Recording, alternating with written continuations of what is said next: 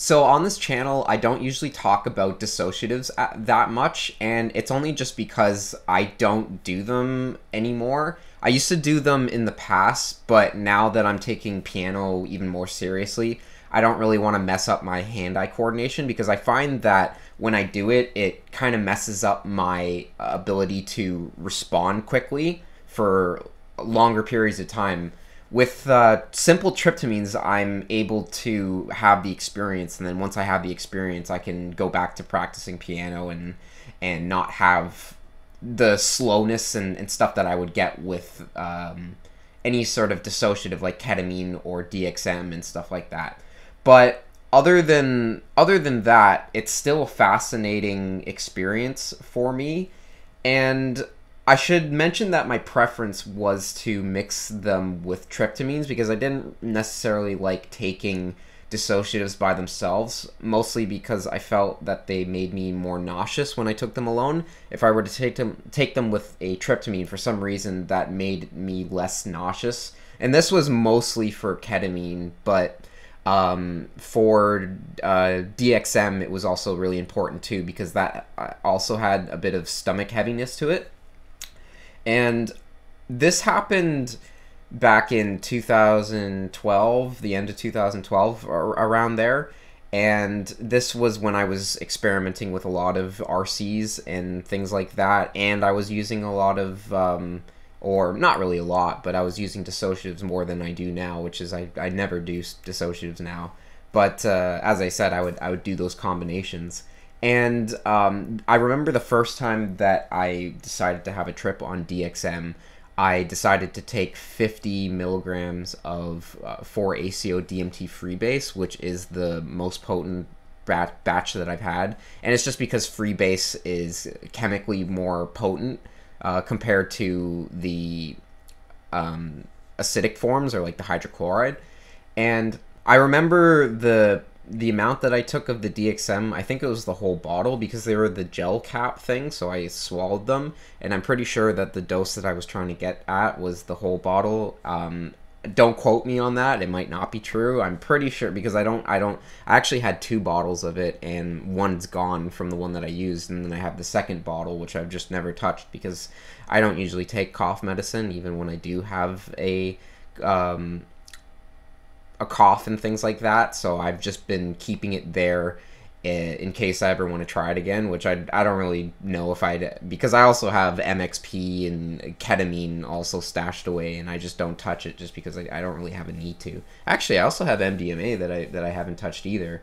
Yeah, all of these chemicals I don't really find any sort of need to do now. I've just been doing straight DMT or 4-ACO DMT nowadays, just because it's better for my schedule and all that stuff. I can still trip and get back to work and things like that. So with this DXM trip, I remember I took the DXM pills first, and then I took the 4-ACO DMT, and I'll always take like 50 milligrams, so a pretty high dose. And yeah, like that was a very high dose for me, I think, especially with the freebase, since it's way more potent. Like that was an extremely potent batch for me.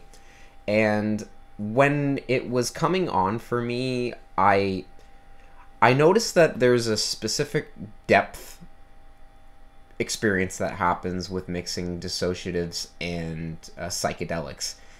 It seems like they meld together in a way that causes this heaviness, but it's more of a heaviness in your consciousness, and you interpreted it as being a depth experience, and there's just more to it. It's like another angle to the psychedelic experience, and I always found it fascinating to mix the dissociatives with tryptamines because it would add this other dimension to the experience that you just can't access with just having tryptamines. And I remember that in the state that I was in, there's this weird thing that happened when I was taking 4-ACO DMT and them alone, but mixing it with dissociatives, is that I was starting to get this feeling of divinity, or focusing on my own perceived power, or ability to, I guess I would say create, but also do impressive things that I would feel is impressive. And back then, I would used to play piano a lot on the come up for psychedelic trips. Not so much with dissociatives, just because they'll, as I said, wreck my motor control. But if I was coming up on a like a 4 ACO DMT trip or something like that, then I would go to the piano and start playing on the come up, and it would make me feel very almost magical in a certain sense, as if I had an actual superhero ability. And it's funny because back then I wasn't even as good as of a pianist as I am now. I wasn't playing the kind of level stuff that I do now, and so I often think, if I was ever in that state of mind again, I can't imagine the kind of, I guess, carried away I would get if I was doing the stuff that I'm doing now, like in this video.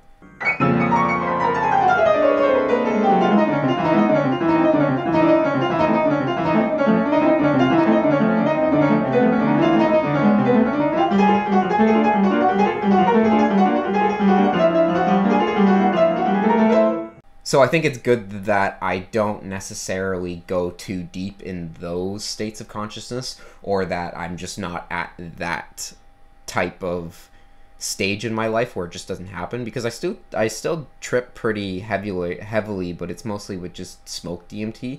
I was doing 4-ACO DMT a few months ago, but lately I haven't had time to just be able to designate a few hour or like 8 hours to a trip just to experience that. I like DMT because it's very quick and I can just get to it and get right back to what I'm doing. But in this trip, I like, as I said, I was getting that divinity feeling, and it was throughout my trips, it was building up to a certain focal point or a critical mass, and that critical mass was what I would describe as a psychotic episode. But I feel like that was destined to happen, and it was something that was brewing inside of me, and it was just coming. It was going to come out, and this stuff kind of helped it bring it to the surface. I think it was very interesting how it built up to a certain climax that I had, and I'll give more trip reports about what that buildup was like, because there's more dissociatives that I've tried and experiences that I had that really give an idea of where my mind was at and why I had the certain experiences that I had afterwards. And I'll share the trip that I had with mixing 4-ACO DMT with 5-MeO PCP in a different trip report, but I want to save that for later. So this trip that I'm talking about, the DXM one, was while I took this while I was waiting for the 3-MeO PCP to come in the mail. So with this trip, as I said, I remember that I would describe how I felt as being an Archon from StarCraft. I would feel as if I was some sort of magical being that almost had the ability to like shoot magical beams out of his hands, and that was just the ability to do creative things. And there's a lot of metaphors that are going on in my head at that certain stage, and I think that a lot of this stuff kind of inspired me to pursue those types of things in my later years, is what I'm doing now. And I think I just got carried away with my own sense of importance and sense of ability, because a lot of the times I guess, I think the problem is that in my sober life, I was always looking at the negatives of what I was doing. In terms of whenever I created, I would always look at the problems with it and what I could do to improve. So I could never feel that I was actually doing good work and that I was actually someone who could generate admiration or something like that. And when I go into the trip, all of a sudden that switch just gets reversed, and all of a sudden I can feel all of that admiration, and the admiration is usually my own admiration. Like I'm admiring myself to this higher degree that I'm not able to do in my sober life. So I think that that was me trying to balance out my negativity towards myself in my sober. And it's not that I was negative and that I didn't like myself. It was just I was overcritical about the things that I could improve on. So I could never see the things that I did well. So when I take the psychedelics, all of a sudden I can only see the things that I'm doing well, and I just feel amazing, and I feel really impressive and things like that. So it's a really intoxicating feeling to have all of that stuff, and I think that in a certain sense I didn't want to let that go, but I knew that I eventually had to, and I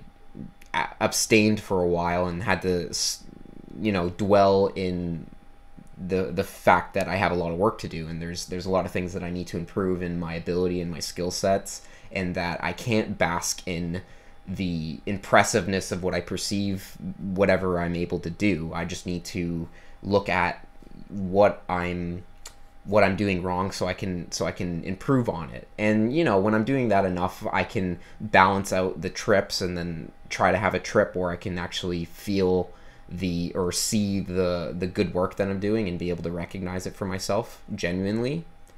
And it's funny, I would always look at my art tripping on psychedelics versus sober, and whenever I was tripping on psychedelics, it would always seem way more impressive and way more mind-boggling. But then when I look at it sober, all I would do is just pick out things that I didn't like about it, and then it would just turn to trash basically, and I would just be, I don't like it that much, and I want to make something better. That's usually where my head is going. So it's nice to have the experience where I can flip the switch on that. But after I should explain that the kind of visuals that I was having, and a lot of it was internal stuff. Like, I was still doing this stuff in silent darkness, and I was seeing the typical pareidolia stuff and the patterning and all of that. I wasn't having too much out-of-body experiences because I think the DXM sort of pulled me more into reality, but it just augmented my view of reality and my view of myself. And it was an extremely powerful experience. Mixing those two, it's definitely up there in terms of something that's, I guess you could say, life-changing for some people, but for me, it wasn't as life-changing. It was more of just an increment in a specific climax that I was about to hit, I think.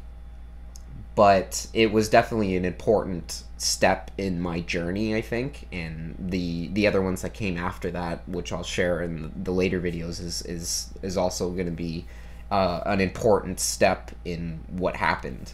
But from what I can remember, that's pretty much everything that went down with the trip. I think that it felt like it lasted longer because of the DXM, so it basically made the trip probably added to the intensity of the tryptamine experience. As in, if I were to take the 4-ACO DMT alone, I probably wouldn't have had as profound of an experience, at least mentally. I think visually I probably would have had a more visual experience just because the DXM probably pulled me out of it. But other than that, I think that it was something that was more just a mental step that I took in becoming who I am, and that was an important moment, I think, or one of the important moments that triggered the grand finale of what everything was. But that's pretty much it. I don't really have much more to say about that, except for it makes me think about what other people would be experiencing under those states of consciousness, because I know that in the set and setting that I chose, it probably elicited that type of experience just because I was very secure in this spot, so it was allowing my brain to go in very dramatic places. But honestly, I think that people would have similar similar states of consciousness under the right conditions like that, and they would be able to feel that same sense of impressiveness if they were some sort of artist or whatever and they didn't really like their work or as much. I think that once you do those things, it lifts the veil, and you're just able to see what you're doing right, I think. And that was at least my experience. I don't know if that's everyone else's experience.